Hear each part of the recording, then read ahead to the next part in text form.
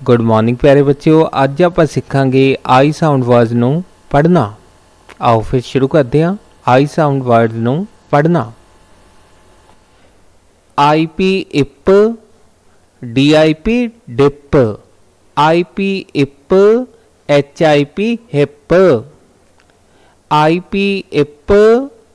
L I P lip, I P ip, N I P nip, I P ip, S I P sip, I P इप,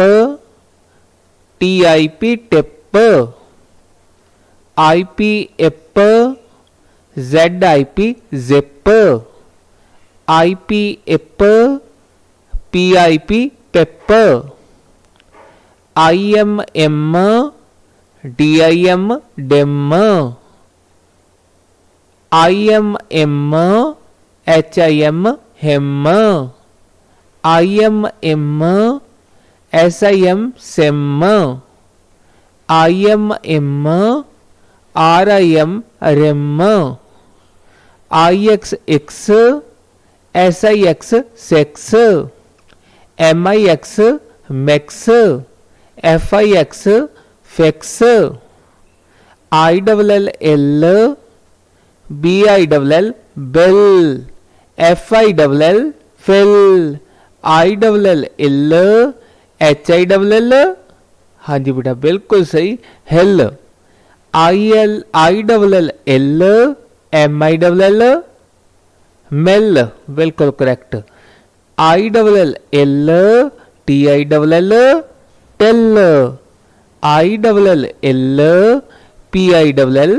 पिल, I double L ill, W I double L will,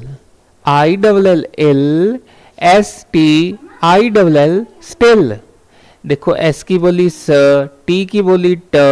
पिछे अपना sound लग गया इल, स ट इल still. अगले देखो sound F I V E five, N I N E nine, L I N E line, T I N E tine, M I C E mice, R I C E rice, L I K E like, P I P E pipe, K I T E kite. I sound जिहड़े रहिंदे है वो screen ते आ गए। आओ पढ़िए। I T it, B I T bit, I T it, F I T fit, I T it, H I T hit, I T it, K I T kit, I T it, L I T lit, I T it, P I T pit, I T it, S I T sit, I T it, N I T nit, I D id, B I D bid, D I D dead, L I D lid, K I D kid, H I D hid, M I D mid, R I D rid, I G ig, B I G big, D I G बोलो की बनया, बिल्कुल correct, D I G dig, F I G सही बेटा fig, F I G fig, M I G mig, P I G pig, W I G wig, I N in,